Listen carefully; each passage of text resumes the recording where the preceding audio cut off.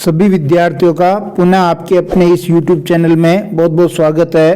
प्यारे बच्चों, जो स्माइल कार्यक्रम चल रहा था उसमें वापस आपकी रिवीजन शुरू हो चुका है। उसी रिवीजन के तहत पुनरावृत्ति के तहत कक्षा 12 हिंदी अनिवार्य में दिनांक 24 जनवरी को काले मेघा पानी दे धर्मवीर भारती का जो संस्मरण था उसमें से एक सह प्रसंग व्याख्या पूछी गई है। उस व्याख्या को आज हम यहाँ देखने वाले हैं। यदि आप हमारे YouTube चैनल पर नए जुड़े हैं तो इसको सब्सक्राइब कर लीजिए।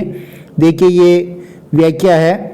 आपको इतना तो पता हो गया होगा कि जो धर्मवीर भारती का संस्मरण है काले मेघा पानी दे, लोक प्रचलित विश्वास और विज्ञान के बीच द्वंद्व को यहाँ दर्शाया गया है।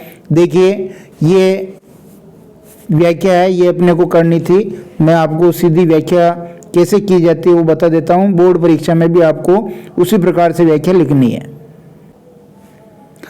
ये हमने बात कर दी। कक्षा 12 हिंदी अनिवार्य आरूप भाग 2 पुस्तक का 13वां पाठ है काले मेघा पानी दे धर्मवीर भारती का ये संस्मरण है। 24 जनवरी की वर्कशीट हम देख रहे हैं। जो व्याख्या आई थी उसकी व्याख्या पूछी गई थी, सप्रसंग व्याख्या हम देख रहे हैं। जब भी व्याख्या पूछे सबसे पहले आप जब उत्तर लिखेंगे तो व्याख्या जो पूछी गई है गद्यांश, उसकी 2-3 शब्द आप शुरू में लिख दें और अंतिम 2-3 शब्द लास्ट में लिख दें। बीच में ऐसे डैश डैश डैश कर दें तो इससे कॉपी जांचने वाले को थोड़ा सहूलियत रहती है, उसको थोड़ा आराम मिलता है कि भाई ये इस गद्यांश की व्याख्या है। फिर प्रसंग लिखना, प्रसंग के नीचे अंडरलाइन करनी है। प्रस्तुत गद्यांश हमारी पाठ्य पुस्तक आरोप भाग 2 किताब के नीचे अंडरलाइन करनी है। में संकलित काले मेघा पानी दे पाठ के नीचे अंडरलाइन करनी है। पाठ से लिया गया है। इस संस्मरण के लेखक धर्मवीर भारती हैं। उसकी विधा कौन सी है उसके नीचे अंडरलाइन करनी है और लेखक कौन है उसके नीचे अंडरलाइन करनी है, ताकि जो एग्जामिनर है उसको सीधा ही पता चल जाए कि आपने सही लिखा या गलत लिखा है।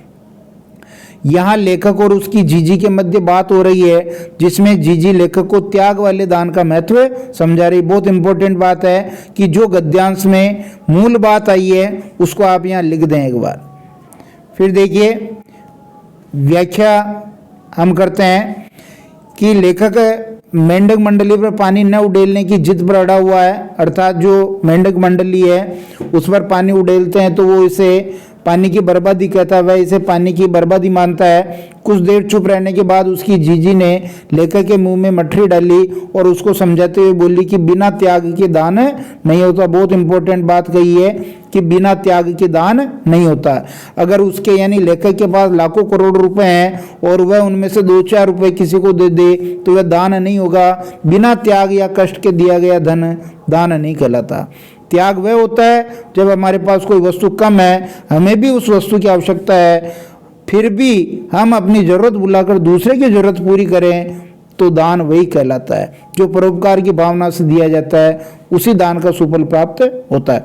कहने का मतलब ये है कि पानी की कमी है, जो अनावृष्टि का समय चल रहा है, पानी वैसे ही कम है, तो कम चीज है उसको यदि हम देंगे तो उसका सुफल मिलेगा।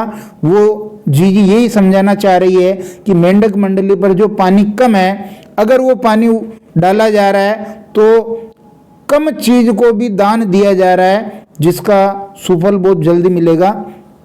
फिर देखिए नीचे क्या कहा है और व्याख्या में हम लिखेंगे कि मनुष्य के पास कम होते हुए भी अपने स्वार्थ को पीछे छोड़ दूसरों के भले के लिए किया गया कार्य परमार्थ होता है और बिना स्वार्थ के किए गए परमार्थ का फल अच्छा ही मिलता है। जीजी के समझाने पर लेखक भीतर ही भीतर अपने तर्कों की हार को महसूस कर रहा था, लेकिन फिर भी अपनी बात ऊपर रखने के लिए वह उस जलदान को ढकोसला ही बताता है। फिर देखिए, आपको विशेष भी लिखना है कि विशेष में हम क्या क्या लिखेंगे। पहला, जीजी द्वारा त्याग और दान का महत्व बड़ी गहराई से समझाया गया है। किसी भी आस्था का अंध विरोध उचित नहीं है। यानी भले ही ये एक लोक प्रचलित विश्वास है कि मेंढक मंडली पर जो पानी उड़ेला जा रहा है, विज्ञान ये मानता है कि ये पानी की बर्बादी है, लेकिन कहीं ना कहीं ये आस्था है। दान का महत्व यहाँ समझाया गया है जो बिल्कुल ठीक है।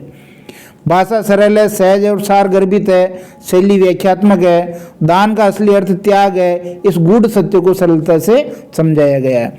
इस प्रकार विज्ञान और लोक प्रचलित विश्वास के बीच जो द्वंद्व था उसका बहुत अच्छा यहाँ वर्णन धर्मवीर भारती ने किया है। तो निश्चित रूप से ये वीडियो पसंद आया होगा। वीडियो पसंद आता तो लाइक शेयर जरूर करें। बहुत बहुत धन्यवाद।